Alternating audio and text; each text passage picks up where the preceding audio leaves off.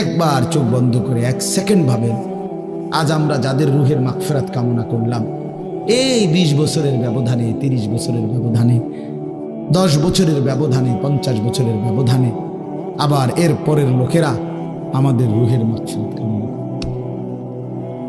এটা কি পরিমাণ বাস্তবতা, কি পরিমাণ বাস্তব! এটাকে অস্বীকার করার, না বুঝার কিছুই নাই, মৃত্যুকে না বুঝার কিছুই নেই। কারণ এত বেশি জলজ্জান্ত আল্লাহ তাআলা এটা আমাদের সামনে দেখাইছেন, এত মানুষের মৃত্যু আল্লাহ আমাদের সামনে দেখাইছেন, এটাকে অস্বীকার করার, না বুঝার কিছুই কিছুই নেই।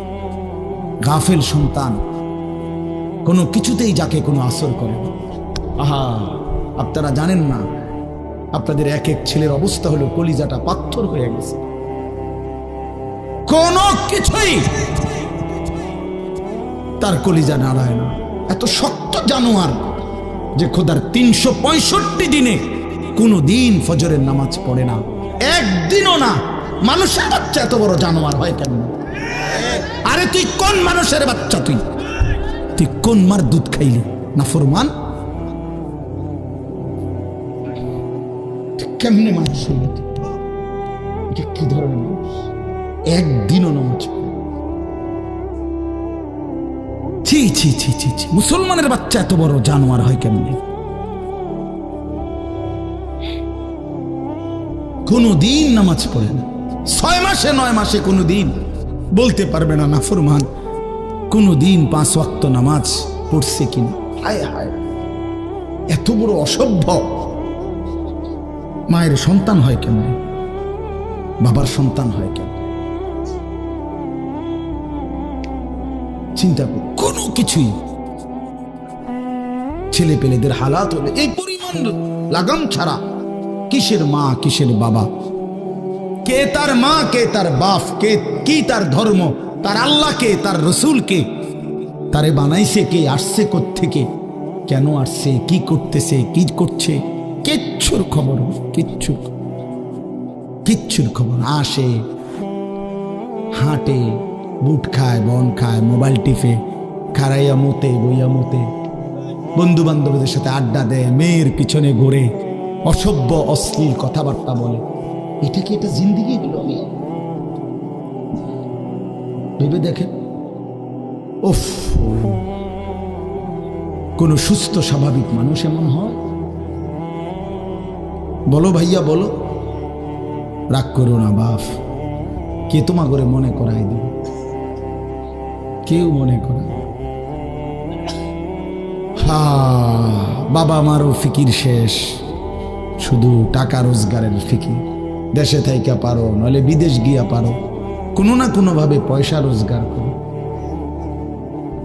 টাকা রোজগার করলে মা বাপ খুশি, টাকা রোজগার না করলে না অখুশি, খালাস। এরপরে ইমান আছে কিনা, ইসলাম আছে কিনা, নামাজ আছে কিনা, কোরআন আছে কিনা, আল্লাহ চিনে কিনা, হালাল হারাম কিনা, জায়েজ না জায়েজ না, এত কিছু আমার দরকার।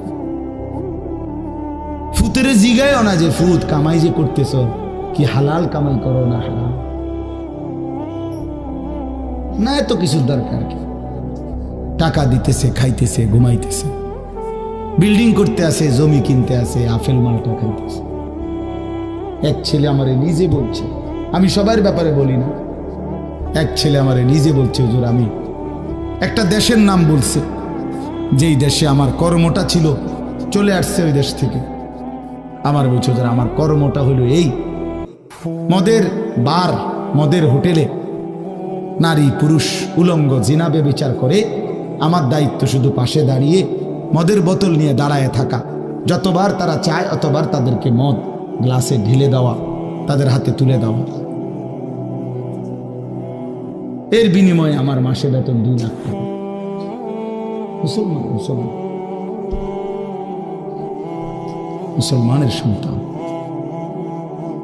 বাংলাদেশের সন্তান। তো এই টাকা যখন বাবা খাচ্ছেন, বিল্ডিং করতেছে, কোনো টেনশন নাই। আমি আবারও বলছি, আমি সবার জন্য বলি, ওই বলছি দেখে অট্টা কইছি, কথা বুঝছেন? আমি তো নাম ঠিকানা বলি না। এই জন্য আমার বাপ, ডাক দিয়েন না, ডাক দিয়েন না, একজনও ডাক দিয়েন না, অসভ্যরে ডাক দিয়েন না। হ্যাঁ হ্যাঁ, ডাক দিবেন কেন? হাইওয়ানকে ডাক দিবেন কেন? শুনেন, আপনারাই শুনেন, এত এত মানুষ শুনতে হবে না। যদি আমার এই কথা একজনে বুঝেন, আমি মনে করি এতটুকুই আমার লাভ। দুইজন বুঝতে দুইজনই লাভ। আল্লাহ আমাদেরকে তৌফিক দান করে। চলেন, কোরআনুল কারীমের এই সূরাটি 99 নম্বর সূরা। 114টি সূরা কোরআন শরীফে, তন্মধ্যে এটা হলো 99 নম্বর, 30 নম্বর পারা। পুরা কোরআনুল কারীমের মধ্যে মোট 30 পারা। এই মোট 30 পারার মধ্যে এটা হলো 30 নম্বর পারার সূরা, 99 সূরা নম্বর। সূরাটির নাম হচ্ছে জিলজাল, সূরায়ে জিলজাল। জিলজাল শব্দের অর্থ বা জালজালা, জিলজাল একই শব্দ, দুই রকম ব্যবহার। অর্থ হলো ভূমিকম্প। জিলজাল শব্দের অর্থ কি বলেন? ভূমিকম্প। ভূমিকম্প, এই যে জমিন কাঁপে, ভূমিকম্প হয়, এই সূরার অর্থ হলো এইটা। এই ভূমিকম্প বলতে, জিলজাল বলতে আল্লাহ তাআলা কিয়ামতের ভূমিকম্প বুঝাইছে। পৃথিবীতে এমনিতে প্রতিনিয়ত মাঝে মধ্যে বিভিন্ন এলাকা ভেদে, অঞ্চল ভেদে ভূমিকম্প হয়। হ্যাঁ, আধা মিনিট, 30 সেকেন্ড, 40 সেকেন্ড, 50 সেকেন্ড, কিংবা তার চাইতে সামান্য কম বেশি এরকম সময় ভূমিকম্প হয়। এতেই বহু ক্ষয়ক্ষতি হয়। যখনই যেখানে কোথাও ভূমিকম্প হয়, তো সেখানে অনেক ক্ষয়ক্ষতি হয়, ঘর বাড়ি বিভিন্ন কিছুর অনেক ক্ষতিগ্রস্ত হয়। কিন্তু আল্লাহ তাআলা বলেন একটি চূড়ান্ত ভূমিকম্প আছে, যেই ভূমিকম্পটা যখন হবে তখন একসাথে আল্লাহর সৃষ্টি পুরাটা জমিন একসাথে ভূমিকম্প হবে, এবং সেটা কতক্ষণ থাকবে সেটা আল্লাহই জানে, সেটা আল্লাহই জানে। এরকম ভূমিকম্প হবে। আর সেই ভূমিকম্পটা হলো কিয়ামতের ভূমিকম্প। অর্থাৎ এই পৃথিবী ধ্বংস করার জন্য আল্লাহ তাআলা তার গোটা সৃষ্টি জগৎকে মউত দিবেন। মৃত্যু দুই রকমের, একটা হলো ব্যক্তিগত পৃথক একক মৃত্যু, আর একটা হলো গোটা আলমের মৃত্যু। সবার যখন পৃথক মৃত্যু হয় তো এটারে বলে মউত। আর গোটা পৃথিবীর যখন আল্লাহর সৃষ্টি সবটার যখন একসাথে মৃত্যু হবে সেটারে কয় কিয়ামত। সেটাই কিয়ামত, ওইটাও একটা মৃত্যু। আসমানের মউত হবে, জমিনের মউত হবে, সূর্য চন্দ্র গ্রহ নক্ষত্রের মৃত্যু হবে, অর্থাৎ সব কিছু শেষ হবে। তো এই যে কিয়ামত, এটা আমাদের ঈমানের অংশ, এটা হবেই হবে, এটা হবেই হবে। আখিরাত, কিয়ামত, এই পৃথিবী একদিন ধ্বংস হবে, শেষ হবে, এটা কোরআনুল কারীমের অসংখ্য আয়াতে আল্লাহ তাআলা বলছেন, বারবার বলছেন, বারবার, যে বান্দা যত সুন্দরী তোমার কাছে লাগে দুনিয়া, যত আকর্ষণীয় মনে হয় না কেন দুনিয়া, একে তো তুমিও থাকবে না, একে তো দুনিয়া নিজেই থাকবে। দুটোটা মনে রাখবে, না তুমি থাকবে স্থায়ী, না দুনিয়া থাকবে স্থায়ী, কোনোটাই না। তুমিও মৃত্যুবরণ করবা, একদিন দুনিয়ারও মৃত্যু হয়েছে, দুনিয়ারও মৃত্যু হয়েছে। প্রতিটা মানুষকে মরতে হবে, এটা আমরা সবাই জানি।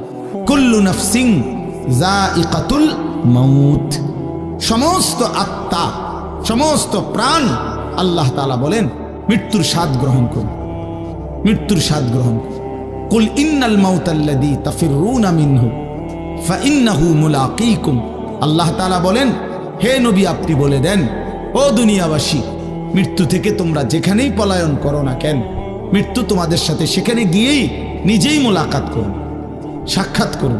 তুমি ডাকতে হবে না, মৃত্যু নিজেই আসো, মৃত্যু নিজেই আসো। আইনামা তাকুনু ইউদরিকুমুল মাউতু ওয়ালাউ কুনতুম ফি বুরুজিন মুশাইয়াদা।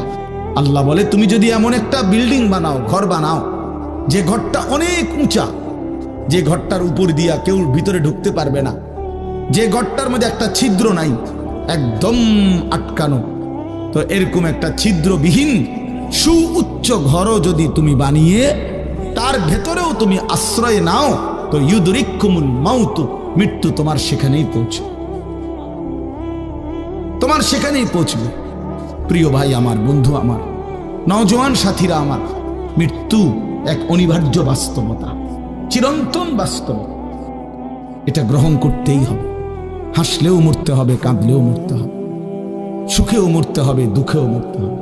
রাজপ্রাসাদ আর অট্টালিকার মানুষটাও মরে যাবে। জীর্ণ কুঠিরে যে লোক থাকে, হ্যাঁ, সেই লোকটাকেও মরতে হবে। জীবনে কোনোদিন দুঃখ দেখে নাই যে সেও মরে যাবে, জীবনে কোনোদিন সুখ দেখে নাই যে সেও মরে যাবে, সব মরে যাবে। এটাই সত্য, এটাই বাস্তবতা। অতএব মৃত্যু এক অনিবার্য বাস্তবতা, এটা গ্রহণ করতেই হবে। এটা যদি আমরা মনে রাখি, আমাদের জীবন অনেক সুন্দর হইত, অনেক সুন্দর হইত। রাসূলুল্লাহ সাল্লাল্লাহু আলাইহি ওয়াসাল্লাম বলছেন, আকসিরু যিকরা হাযিমিল লাযযাত ইয়ানি আল মাউত। আল্লাহর নবী বলেন, আমার উম্মত তোমরা বেশি বেশি ওই জিনিসটা স্মরণ করো যে জিনিস তোমাদের সমস্ত স্বাদ, আনন্দ, আহ্লাদ চিরতরে মিটায় দেবে, তোমারে চিরস্তব্ধ করে দেবে। জলজ্জান্ত মানুষটা আমাদের সামনে হাঁটতো, চলতো, উঠতো, বসতো, ঘুরতো, ফিরতো, হ্যাঁ, সেই মানুষটা মনে করেন আমার চোখের সামনে নাই, তার লাশ আমার সামনে। আহা, সেই লোকটা স্তব্ধ। পৃথিবীর কত মানুষ কত আওয়াজ করতেছে, কত শোরগোল করতেছে, কিন্তু এই লোকটা হাতও নাড়ে না, পাও নাড়ে না, চোখও মেলে না, আর কিছু করে না। এ কি আশ্চর্য বিষয়! চোখের সামনের এই মানুষটা নাই, কি হলো তার? কে তারে থামাই দিল? কে তারে স্তব্ধ করে দিল? এ তো আমার মতো ঘুরতো, ফিরতো, হাঁটতো। আহ, আমার আব্বারে আমি কত দেখছি, একদিন আমার আব্বা চলে গেলেন। আমার দাদারে আমি কত দেখছি, আমার দাদা একদিন চলে গেলেন। আমার জ্যাঠারে আমি দেখে আসছি, দোয়া করে আসছি, ফু দিয়ে আসছি। এক সপ্তাহ পরে দাদ জ্যাঠা ইন্তেকাল করলেন। আবার এক সপ্তাহ পরে আমি গিয়া জ্যাঠার জানাজা পড়াইছি। এই তো বাস্তবতা। যুবক ভাই, তুমিও মনে রাখো, বয়স্ক বাবা আপনিও মনে রাখেন।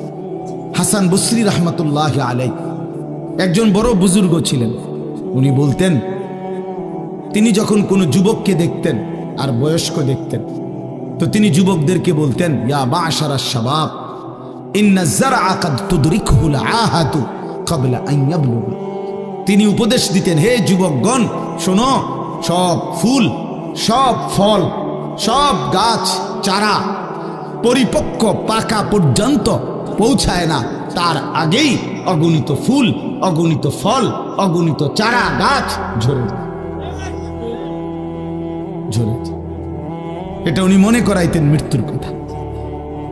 উনি এটা বুঝাইতেন, যুবক তুমি দেখো, একটা আম গাছের মধ্যে যতগুলো মুকুল ধরছে ফুল, সবগুলো আম হয় না। যতগুলো আম ধরছিল ছোট ছোট, সবগুলো বড় পাকা পর্যন্ত যায় না, তার আগেই ঝরে যায়। ঝরেই যায় বেশি, থাইকা যায় অল্প। তার মানে যুবক, কিশোর, তরুণ এই বয়সেই মৃত্যু হয় বেশি, বৃদ্ধ পর্যন্ত পৌঁছে কম। পুরা বাড়িতে অনেক সময় এমন হয় একজনও বয়স্ক লোক নাই, একজনও নাই। আমার ঘর, আমার বাপ চাচাদের যে ঘর, সেখানে আপনার এখন আমার চাচাতো ভাই, জ্যাঠাতো ভাই, আমার ভাই বেরাদর সব মিলাইয়া আমাদের ছেলে পেলে ভাই বাতিজা মিলে না হয়তো 60-70 জন আছি আমরা, কিন্তু আমাদের একজনও বয়স্ক লোক নাই। আমার দাদাও নাই, দাদিও নাই, জ্যাঠাও নাই, চাচাও নাই, আমার আব্বাও নাই, কেউ নেই। তাইলে কেন এমন হলো? তাহলে বোঝা গেল অধিকাংশই ঝরে যায়, কবরে চলে যায়, মৃত্যু হয়ে যায়। এই জন্য ধোঁকা না খাওয়া।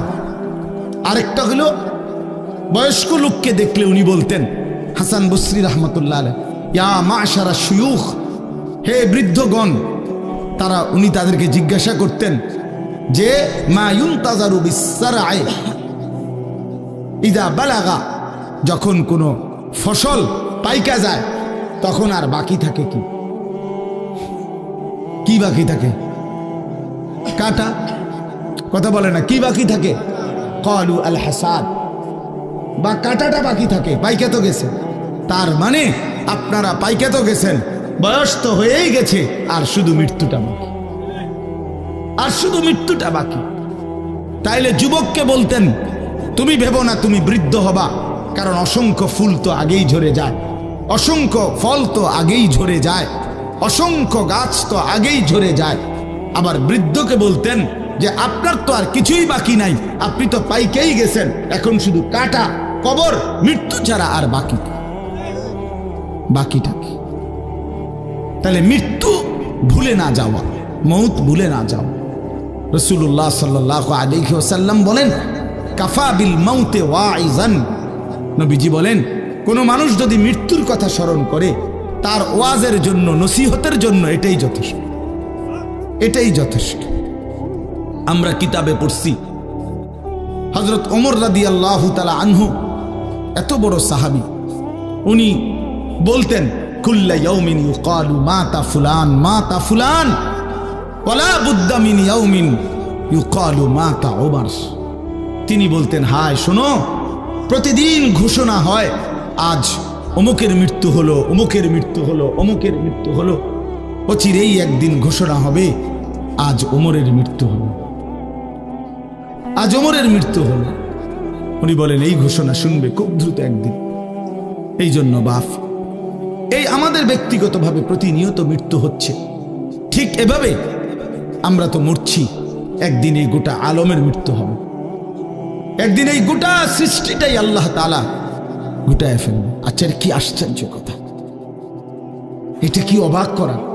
এক মিনিট যদি কেউ বিবেক দিয়া ভাবে, যারে বলে কি হুজুর, বলেন কি, এত বড় আসমান ভেঙে যাবে, এই সূর্য খসে পড়বে, চাঁদ খসে পড়বে। আল্লাহ তাআলা বলছে, ইযা সামাউন ফাতারাত, আসমান ভেঙে যাবে, ওয়া ইদাল কাওয়াকিবুন তাসারাত, তারকারাজি খসে খসে পড়বে, ইযা শামসু কুব্বিরাত ওয়া ইদাল কাওয়াকিবুন তাসারাত। আল্লাহ তাআলা বলছেন, সূর্যটা গুটায় ফেলা হবে, পাহাড়গুলো বালির মতো, তুলার মতো উঠতে থাকবে। ইদা রাজ্জাতিল আরদু রাজ্জা, এই জমিনের মাটিগুলো রেজা রেজা, পাউডার পাউডার হয়ে যাবে। ওয়া ইদাল বিহারু ফুজ্জিরাত, সমুদ্র, খাল, বিল, নদীর পানিগুলো সব টকবগে উতরাইয়া গরম হইয়া বাষ্পের মতো উড়ে যাবে। না কোথাও পানি থাকবে, না কোথাও গাছ থাকবে, না আসমান থাকবে, না জমিন থাকবে, কিছুই না। আচ্ছা, এটা কেমন কথা, এটা কেমন আশ্চর্য বিষয়। এই গোটা আলমের মৃত্যু হবে। আল্লাহ তাআলা কোরআনুল কারীমে বিশ্বাস করেন, অসংখ্যবার এই কথা এটা বলছে, এটা হবেই হবে। ইদা ওয়াকাতিল ওয়াকিআ, আল্লাহ বলেন এই ঘটনাটা ঘটবে। লাইসা লি ওয়াকাতিহা কাযিবা, এই ঘটনা মিথ্যা মনে করার মতো কেহ নাই। যেদিন ঘটে যাবে তখন আর কারো কোনো মিথ্যাবাদী আর থাকবে না, অর্থাৎ কেউ আর অস্বীকার করার সুযোগ হবে না। চোখের সামনে দিন, চোখের সামনে দিন। কোরআন শরীফে একটা সূরা আছে, সূরা হজ। ওই যে আমরা হজ করি না, এই হজ সূরাটার নাম। এই সূরার শুরুতে আল্লাহ তাআলা এই পৃথিবী ধ্বংসের, কিয়ামতের একটা সাংঘাতিক বর্ণনা দিয়েছেন। ওইখানে আছে, আল্লাহ বলেন, ইয়া আইয়ুহান নাসুত্তাকু রাব্বাকুম, তোমরা আল্লাহকে ভয় করো। আর শুনো, ইন্না জালজালাতাস সাআতি শাইউন আযীম, নিশ্চয়ই কিয়ামতের ভূমিকম্প, জালজালা, এই যে বললাম জিলজাল এবং জালজালা অর্থ ভূমিকম্প। আল্লাহ বলেন কিয়ামতের ভূমিকম্প, ইসরাফিল যখন ফু দিবে, আমার এই পৃথিবী যখন ভাঙতে শুরু করবে, এই সৃষ্টি জগৎ পুরাটা যখন আমি আল্লাহ গুটায় ফেলবো, ওয়াসসামাওয়াতু মাতবিয়াতুম বিয়ামিনি, আল্লাহ বলেন 7 আসমান আমি আল্লাহ তাআলার হাতের মধ্যে গুটায় ফেলবো, গুটায় ফেলবো। তুমি জানো না আমার ক্ষমতা। কুল্লু মান আলাইহা ফান ওয়া ইয়াবকা ওয়াজহু রাব্বিক, সব শেষ করে দেব আমি, শুধু আমি আল্লাহই থাকব, শুধু আমি আল্লাহই থাকব। তো আল্লাহ তাআলা বলেন, এই ইসরাফিল ফু দিলেই, শুরু করলেই জমিনে ভূমিকম্প শুরু হবে। ইন্না জালজালাতাস সাআতি শাইউন আযীম, আল্লাহ বলেন নিশ্চয়ই এই কিয়ামতের ভূমিকম্প, এটা শাইউন আযীম, বড়ই ভয়ানক, বড়ই মারাত্মক। কারণ দুনিয়ার ভূমিকম্প, এক নাম্বার হলো বর্তমানের ভূমিকম্প কখনো 30 সেকেন্ড, কখনো 40 সেকেন্ড, কখনো 47 সেকেন্ড, 50 সেকেন্ড, এই সেকেন্ড মিনিট না, 47 মিনিট নি ভূমিকম্প হয়। কথা কর না কেন? 30 মিনিট ভূমিকম্প হয়। 30 মিনিট ভূমিকম্প হইলে আমাদের 14 গোষ্ঠী থাকবে মিনিট। 30 সেকেন্ড, 40 সেকেন্ড হয় ভূমিকম্প। এইটুকুতে একে তো সময় সামান্য, দ্বিতীয়ত হলো একসাথে গোটা পৃথিবীতে হয় না, এদিকে হলে ওইদিকে হয় না এরকম। কিন্তু আল্লাহ তাআলা বলেন ইসরাফিল ফু দিলে যে ভূমিকম্পটা হবে, সেই ভূমিকম্পটা গোটা পৃথিবী একসাথে নাড়ায় দিবে, একসাথে নড়ে। 47 সেকেন্ড না, কতক্ষণ সেটা আল্লাহই জানে। তখন অবস্থা কি হবে? মানুষের আতঙ্ক, এই ভূমিকম্পে আতঙ্ক। হ্যাঁ, আমি একবার চাঁদপুর মাহফিলে ছিলাম, রাত্রে ঘুমাইছি মসজিদের রুমে, ইমাম সাহেবের রুমে। এই সময় ভূমিকম্প আইছে, দরজা খুলে দিছি দৌড়। মসজিদের মাঠে আইছি দাঁড়াইয়া, চাই যে পুরা গ্রামের মানুষ সব আইসা বলছে হই হুল্লোড় চিৎকার, হায় হায়। অথচ সবাই চিৎকার দিতে দিতে ভূমিকম্প শেষ। ভূমিকম্প হয়েছেই তো অল্প একটু, কিন্তু এটুকুর আতঙ্কেই যা হুজুর পাবলিক বরাবর। কিসের হুজুর আর কিসের পাবলিক, বক্তা শ্রোতা সমান। এই এখন মনে করেন ভূমিকম্প হইলে আমরা সব দিন দৌড়, আমি এখানে বুজুর্গি দেখাইব, এটা হ্যাঁ, আমি একটা বড় হুজুর বেটা প্রধান বক্তা, আমি লড়লে কি মাইসে কি করব, আপনি কি করবেন আমার সময় কো, আমার জান নিয়ে কথাটা। আল্লাহু আকবার। তো এই সামান্য ভূমিকম্প, কিন্তু আল্লাহ তাআলা বলেন ইসরাফিল সিংহা ফু দিলে যে ভূমিকম্প হবে বান্দা, সেটা বড়ই ভয়ানক, সেটা সারা পৃথিবী নড়বে একসাথে। তখন কি হবে মানুষের আতঙ্ক? ইয়াউমা তারাউনাহা তাযহালু কুল্লু মুরদিআতিন আম্মা আরদাআত। এই 1 নম্বরে আল্লাহ বলেন যে মা তার বাচ্চাটাকে দুধ পান করাইতেছিল, এই কোলের বাচ্চা, দুধের বাচ্চা, আপন মা তার দুধের বাচ্চা ভুলে যাবে, ফেলে দিবে, ছুঁড়ে মারবে, আর মা পাগলের মতো দৌড়ানো শুরু। কোরআন শরীফের আয়াত। ওয়াতাদাউ কুল্লু যাতি হামলিন হামলাহা। এবং আল্লাহ তাআলা বলেন যে মায়ের পেটের বাচ্চা 10 মাস পূর্ণ হয়ে গেছে, আগামী 2 ঘন্টা 5 ঘন্টা পরে বাচ্চাটা এমনিতেই প্রসব হইতো। আল্লাহ তাআলা বলেন ইসরাফিলের ফু দিলে জমিন যখন কাঁপতে শুরু করবে, তো এই গর্ভধারিণী মা, গর্ভবতী নারী পাগলের মতো এভাবে ছুটবে, দৌড়বে, নিজের গর্ভের বাচ্চা নিজেই পড়ে যাবে। ও তারান নাসা সুকারা, আল্লাহ বলেন মাতালের মতো সমস্ত মানুষগুলো ছুটতে থাকবে। ফাইদা বারিকাল বাসার ওয়া খাসাফাল কামার ওয়া জুমিআ আশ-শামসু ওয়াল কামার। আল্লাহ তাআলা বলে চন্দ্র সূর্য আলোহীন হয়ে যাবে, সূর্য চন্দ্র এক হয়ে যাবে। ওয়া জুমিআ আশ-শামসু ওয়াল কামার ইয়াকুলুল ইনসানু ইয়াওমাইদিন আইনাল মাফার। লোকেরা দৌড়বে আর ছুটবে, মানুষ একে অপরকে জিজ্ঞেস করবে ভাইয়া পালাবো কোথায়, দাঁড়াবো কোথায়? কোথাও তো স্থির কোনো জায়গা নাই, কোথায় দাঁড়াবো? আল্লাহ তাআলা বলেন কাল্লা লা ওয়াজার, না বান্দা, সেদিন আর কোথাও জায়গা মিলবে না। ইলা রাব্বিকা ইয়াওমাইদিনিল মুস্তাকার, আজকে শুধুই কেবল তোমার আল্লাহর কাছেই আশ্রয় ঠিকানা। এভাবে বহু আয়াত কোরআনুল কারীমের মধ্যে আল্লাহ তাআলা বর্ণনা করছেন। আমার ভাই, তো এই ইসরাফিলের ফু দিলে গোটা আলমের মৃত্যু হবে, ভূমিকম্প শুরু হবে। তো এই ভূমিকম্প কেন হবে? এই কাঁপতে কাঁপতে সমস্ত কিছু ভাঙ্গা একসাথে, এই সব কিছু আল্লাহর সৃষ্টি, সমস্ত কিছুই জমিনের তলদেশে চলে যাবে। জমিন তখন খালি ফাঁকা, জমিনে তখন কিচ্ছু নাই, কিচ্ছু, একটা সুতা মাটির উপরে থাকবে। এই প্রথমবার ইসরাফিল ফু দিলে সমস্ত কায়নাত, ইনসান, জিন, আল্লাহর সমস্ত সৃষ্টি, মাখলুকাত সব জমিনের তলদেশে চলে যায়। মানুষ ও জিন ও অর্থ সম্পদ, স্বর্ণ রৌপ্য মণি মুক্তা হীরা জহরত সব সব সব একটা কাগজের অস্তিত্ব, সব কিছু, গোটা জমিন ফাঁকা। এভাবে কতদিন আল্লাহই জানে, কতদিন আল্লাহই জানে। হ্যাঁ, এরপরে একটা নির্দিষ্ট সময় পরে আবার আল্লাহ তাআলা ইসরাফিলকে জীবিত করবেন, করে আবার আল্লাহ তাআলা দ্বিতীয়বারের মতো ফু দিতে বলবেন। এই দুই ফুঁয়ের মাঝখানে কতদিন? নবী সাল্লাল্লাহু আলাইহি সাল্লামের এক হাদিসের মধ্যে বলছে 40। সাহাবীরা ব্যাখ্যা করছেন মুহাদ্দিসিন, সেই 40টা হতে পারে 40,000 বছর। 40,000। এই জন্য বাপ একটা কথা হলো, সর্বশেষ যেই লোকটা কবরে যাবে, শেষ যেই ব্যক্তি মরবে পৃথিবীতে, হতে পারে তাকেও শুধু কবরেই থাকতে হবে 40,000 বছর। 40,000 বছর। এরপরে তো আখিরাত। এই 40,000 বছর যদি কবরে আযাব হয়, 40,000 বছর যদি কবরে আযাব হয় ভাই, তখন কি হবে? এবার ভেবে দেখেন, এখন যারা কবরে যাচ্ছে, হ্যাঁ, নূহ আলাইহিস সালামের জামানায় যারা মারা গেছে, ইব্রাহিম আলাইহিস সালামের জামানায় যারা মারা গেছে, নবীজি সাল্লাল্লাহু আলাইহি সাল্লাম তো 1,500 বছর আগে ইন্তেকাল করছেন, 1450 বছর আগে।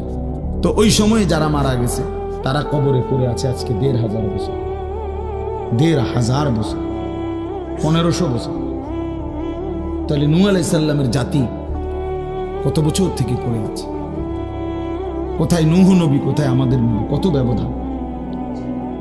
এই জন্য বাপ, শুধুমাত্র কবরের বিষয়টাই তো সাংঘাতিক, আখিরাত তো পুরো। শেষ ব্যক্তিটাও যদি কবরে থাকতে হয় 40,000 বছর, তো এখনকার মানুষগুলো আছে কত কাল ধরে। তো এই যার কবরে আযাব হচ্ছে, আহা বাপ, সে কি পরিমাণ কষ্ট পাচ্ছে ভাইবা। দেখে কবরবাসীদের রূহের মাগফিরাত। আরে ভাইয়া, একবার চোখ বন্ধ করে 1 সেকেন্ড ভাবেন, আজ আমরা যাদের রূহের মাগফিরাত কামনা করলাম, এই 20 বছরের ব্যবধানে, 30 বছরের ব্যবধানে, 10 বছরের ব্যবধানে, 50 বছরের ব্যবধানে আবার এর পরের লোকেরা আমাদের রূহের মাগফিরাত কামনা করে। এটা কি পরিমাণ বাস্তবতা, কি পরিমাণ বাস্তবতা! এটাকে অস্বীকার করার, না বুঝার কিছুই নাই, মৃত্যুকে না বুঝার কিছুই নেই। কারণ এত বেশি জলজ্জান্ত আল্লাহ তাআলা এটা আমাদের সামনে দেখাইছেন, এত মানুষের মৃত্যু আল্লাহ আমাদের সামনে দেখাইছেন, এটাকে অস্বীকার করার, না বুঝার কিছুই নেই। তো চলেন, এরপরে আল্লাহ তাআলা ইসরাফিলকে আবার জীবিত করবেন। জীবিত করে আল্লাহ তাআলা ইসরাফিল আলাইহিস সালামকে বলবেন, ইসরাফিল, আবার তুমি সিংহায় ফু দাও। এইবার যখন সিংহায় ফু দিবে, তখন ইসরাফিল আলাইহিস সালামের এই দ্বিতীয় ফুতে আবার ভূমিকম্প শুরু। আবার কি শুরু হবে? ও মাঝখানে ভাই, ওই ছেলে অপদার্থ, কথা বলো না, হাসাহাসি করো না, কারো কথা বাকি থাকলে, দুষ্টামি বাকি থাকলে উঠে চলে যাও, বাহিরে আলাদা জায়গা আছে। গাফেল সন্তান কোনো কিছুতেই যাকে কোনো আসর করে না। আহা, আপনারা জানেন না, আপনাদের এক এক ছেলের অবস্থা হলো কলিজাটা পাথর হয়ে গেছে, কোনো কিছুই তার কলিজা নাড়ায় না। এত শক্ত জানোয়ার যে খোদার 365 দিনে কোনো দিন ফজরের নামাজ পড়ে না, একদিনও না। মানুষের বাচ্চা এত বড় জানোয়ার হয় কেন? আরে তুই কোন মানুষের বাচ্চা? তুই কোন মার দুধ খাইলি? নাফরমান। কেমনে মানুষ হইল? কি ধরনের? একদিনও নামাজ পড়ে? ছি ছি ছি ছি ছি! মুসলমানের বাচ্চা এত বড় জানোয়ার হয় কেমনে? কোনদিন নামাজ পড়ে না, 6 মাসে 9 মাসে কোনদিন বলতে পারবে না নাফরমান কোনদিন 5 ওয়াক্ত নামাজ পড়ছে কিনা। হায় হায়, এত বড় অসভ্য! মায়ের সন্তান হয় কেমনে? বাবার সন্তান হয় কেমনে? চিন্তা কর, কোনো কিছুই। ছেলে পেলেদের হালাত হলে এই পরিমাণ লাগাম ছাড়া, কিসের মা কিসের বাবা, কে তার মা কে তার বাপ, কে কি তার ধর্ম, তার আল্লাহ কে, তার রসুল কে, তারে বানাইছে কে, আসছে কোত্থেকে, কেন আসছে, কি করতেছে, কি করছে, কিচ্ছুর খবর নেই, কিচ্ছুর খবর। আসে, হাঁটে, বুট খায়, বন খায়, মোবাইল টিপে, খাড়াইয়া মতে, বইয়া মতে, বন্ধু বান্ধবীদের সাথে আড্ডা দেয়, মেয়ের পিছনে ঘোরে, অসভ্য অশ্লীল কথাবার্তা বলে। এটা কি এটা জিন্দিগি হলো? ভেবে দেখেন। উফ, কোন সুস্থ স্বাভাবিক মানুষ এমন হয়? বলো ভাইয়া, বলো। রাগ করো না বাপ, কে তোমা করে মনে করাই দিবে? কেউ মনে করে। হা, বাবা মারও ফিকির শেষ, শুধু টাকা রোজগারের ফিকির। দেশে থাইকা পারো, নইলে বিদেশ গিয়া পারো, কোনো না কোনো ভাবে পয়সা রোজগার করো। টাকা রোজগার করলে মা বাপ খুশি, টাকা রোজগার না করলে না অখুশি। খালাস। এরপরে ইমান আছে কিনা, ইসলাম আছে কিনা, নামাজ আছে কিনা, কোরআন আছে কিনা, আল্লাহ চিনে কিনা, হালাল হারাম কিনা, জায়েজ না জায়েজ না, এত কিছু আমার দরকার। ফুতের জিগায় না যে ফুত কামাই যে করতেছ, কি হালাল কামাই করো না হারাম না, এত কিছুর দরকার কি? টাকা দিতেছে, খাইতেছে, ঘুমাইতেছে, বিল্ডিং করতে আসে, জমি কিনতে আসে, আপেল মালটা খাইতেছে। এক ছেলে আমারে নিজে বলছে, আমি সবার ব্যাপারে বলি না, এক ছেলে আমারে নিজে বলছে, হুজুর আমি একটা দেশের নাম বলছে, যেই দেশে আমার কর্মটা ছিল, চলে আসছে ওই দেশ থেকে। আমার বলছে, হুজুর আমার কর্মটা হলো এই, মদের বার, মদের হোটেলে নারী পুরুষ উলঙ্গ জিনাবে বিচার করে, আমার দায়িত্ব শুধু পাশে দাঁড়িয়ে মদের বোতল নিয়ে দাঁড়ায় থাকা, যতবার তারা চায় অতবার তাদেরকে মদ গ্লাসে ঢেলে দেওয়া, তাদের হাতে তুলে দেওয়া। এর বিনিময়ে আমার মাসে বেতন 2 লাখ টাকা।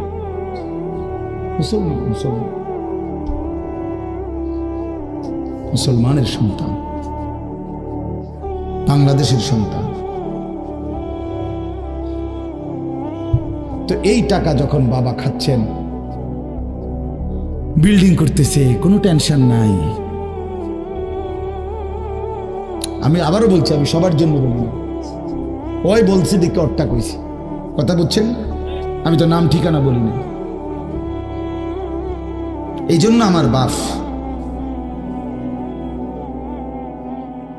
ডাক দিয়েন না, ডাক দিয়েন না, একজনও ডাক দিয়েন না, অসভ্যরে ডাক দিয়েন না। হ্যাঁ হ্যাঁ, ডাক দিবেন কেন? হাইওয়ানকে ডাক দিবেন কেন? শুনেন, আপনারাই শুনেন, এত এত মানুষ শুনতে হবে না, কোনো অসুবিধা নেই, কোনো অসুবিধা নেই। আমি তো এটাই বুঝাইতে চাইতেছি, প্রত্যেকটা মানুষ আজকে মুসলমান, আমরা ঘর দেখায়, ফার্নিচার দেখায়, বিল্ডিং দেখায়। হুজুর দোয়া করেন, ঘরটা করছি, হুজুর দোয়া করেন। কিতা দোয়া করতে হবে না, কিতা দোয়া করতে, বিল্ডিং এর দোয়া কিতা? আবার ইট বালুর লেগে দোয়া করে লাভ কি বেড়া? হুজুর মোটরসাইকেল কিনছি, হুজুর দোয়া করে, কিতা দোয়া করতে? কি মোটরসাইকেলের দোয়া কিতা? আবার আজীব লাগে না? বাস্তব এগুলো ছাদ ডালাই দিয়ে মাইজ গে, হুজুর কত দোয়া করে দেয়, ছাদ ডালাই দোয়া। হ্যাঁ, ওটা ছাদ ডালাই করে, ওটার ফুতে মোবাইলে অশ্লীল উলঙ্গ ছবি দেয়। ওটার সন্তান উনি দাঁড়াইয়া রয়েছে মিস্ত্রির সামনে, ওনার গাম বাইয়া বাইয়া পড়তেছে ছাদ ডালাইয়ের দিন, আর অসভ্য জানোয়ার সন্তান বন্ধুদের সাথে উলঙ্গ ছবি দেখতেছে। ওই জানোয়ারের জন্য উনি ছাদ ডালাই দিতেছে, ওই হাইওয়ানের জন্য উনি ঘর করে দিয়ে যেতেছে। উনি কবরে জায়গা ঘর করে দিয়ে গেছে, এর জন্য ঘর করলেন?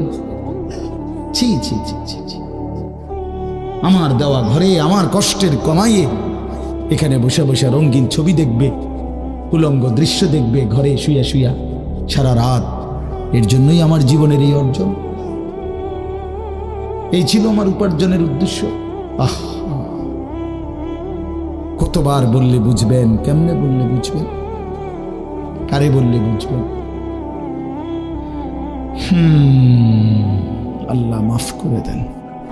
চলেন বাপ, তো বলতেছিলাম আল্লাহ তাআলা ইসরাফিল আলাইহিস সালামকে বলবেন আবার ফু দাও। তো তিনি দ্বিতীয়বারের মতো ফু দিলে জমিন আবার ভূমিকম্প শুরু হবে। এই ভূমিকম্পে জমিন কাঁপতে কাঁপতে এইবার জমিনের তলদেশে ওই প্রথমবার ফু দেওয়াতে ভূমিকম্প কাঁপতে কাঁপতে সব উপরে যা ছিল সব নিচে চলে গেছে। মনে আসেনি এটা কইছি? তাহলে উপরটা কি? ফাঁকা। এইবার নিচে যা ছিল সব উপরে চলে আসবে। এই আসলেই এটা হাসরের মাঠ।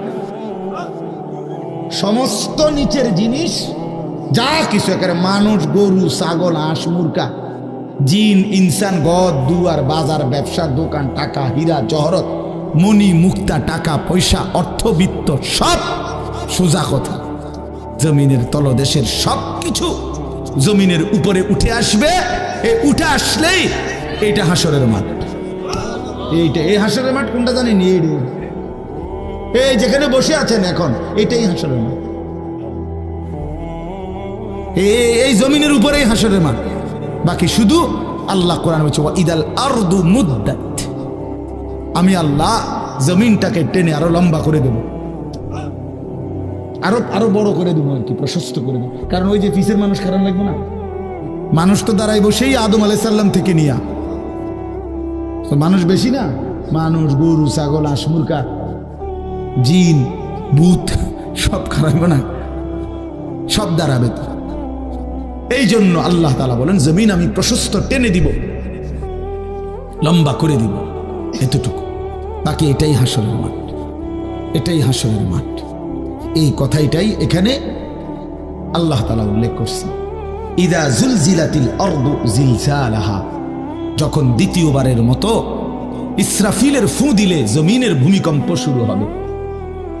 ওয়া আখরাজাতিল আরদু আসকালাহা, আল্লাহ তাআলা বলেন তখন জমিন তার তলদেশে যা ছিল সমস্ত জমিনের তলদেশে, এগুলো এতদিন জমিনের বোঝা ছিল, বোঝা মানে মাটির নিচে, এগুলো সে মনে যেন ফুজা কান্দে লইছে। এবার ওয়া আখরাজাতিল আরদু আসকালাহা, জমিন তার বোঝা মানে জমিনের তলদেশে যা ছিল সে এবার তা জমিনের উপরে উঠাই দিবে, উপরে উঠাই দিবে। এরপরে আশ্চর্য কথা শুনেন, এরপরের কথাটার জন্য রাসূলুল্লাহ সাল্লাল্লাহু আলাইহি সাল্লাম হাদিসে বলছেন, এই ভাই শুনেন, ছেলেরা তোমরাও শোনো। নবী সাল্লাল্লাহু আলাইহি সাল্লাম বলেন এই জমিনের তলদেশ থেকে যখন সবকিছু উপরে উঠে আসবে তখন অর্থ সম্পদ, হীরা জহরত, মণি মুক্তা, স্বর্ণ রৌপ্য এগুলো স্তূপ আকারে উঠে আসবে জমিনের উপরে, মানে হাসরের মাঠে। তো নবীজি একেবারে স্পষ্ট হাদিস, নবীজি সাল্লাল্লাহু আলাইহি সাল্লাম বলেন তখন এই স্বর্ণ রৌপ্য, টাকা পয়সা, হীরা জহরত এগুলো, এই অর্থ সম্পদগুলো আল্লাহর কুদরতে কথা বলবে। স্বর্ণের টুকরা কথা বলবে, কথা বলবে, রৌপ্যের টুকরা কথা বলবে, এগুলো কথা বলবে। কথা কি বলবে?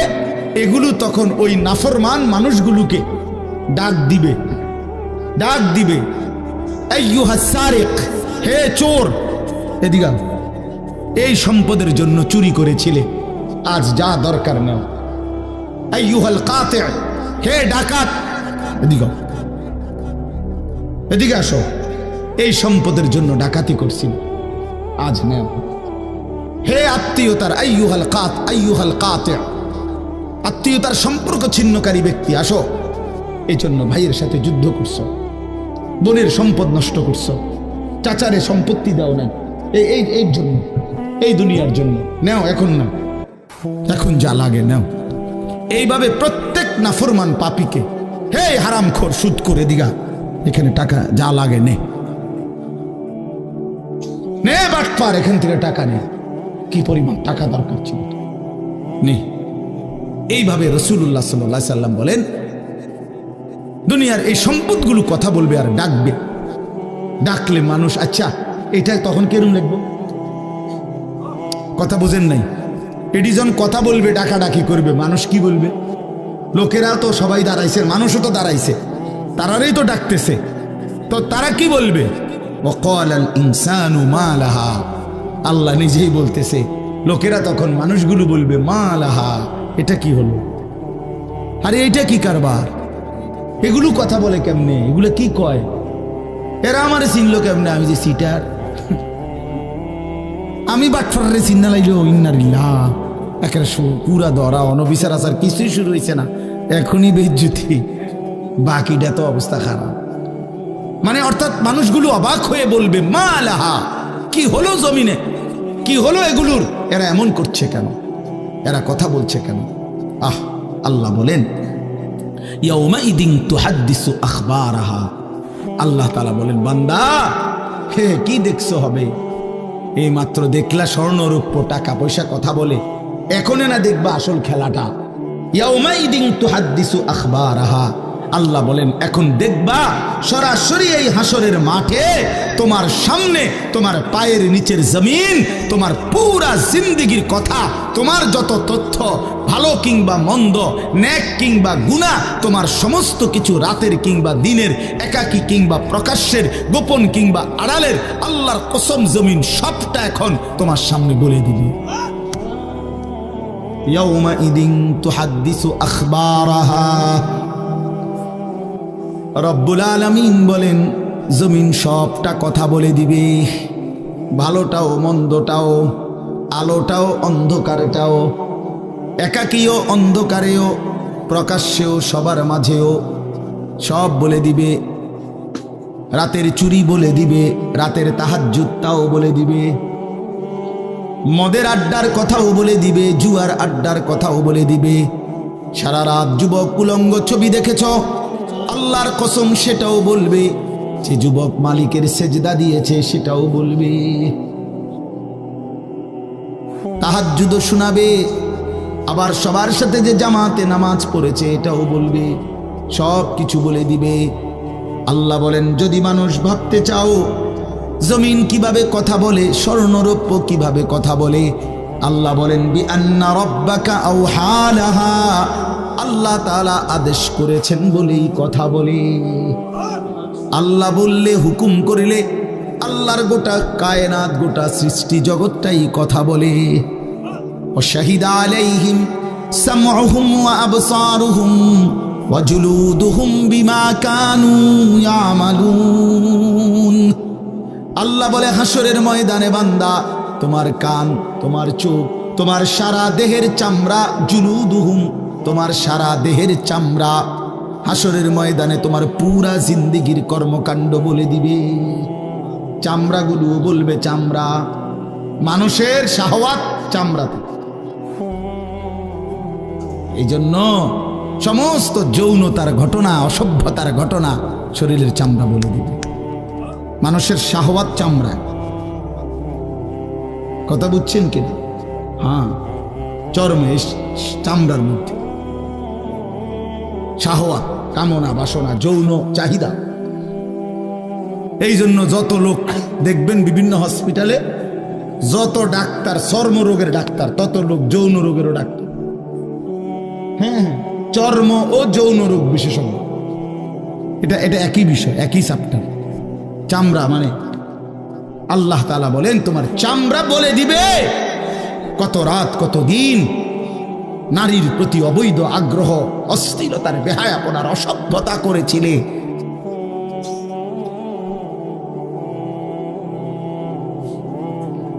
হায় হায়, বিআন্না রাব্বাকা আওহা লাহা, আল্লাহ বলেন আমি আল্লাহ হুকুম করেছি বলে কথা বলি। এই জন্য আল্লাহ হুকুম করিলে চামড়াও কথা বলে, কানেও কথা বলে। এখন কি কানে কথা বলে? কিন্তু সেদিন বলল চোখেও কথা বলল। এখন চোখ কথা বলে না, মানে সবকিছুর জবান খুলল, সবকিছু।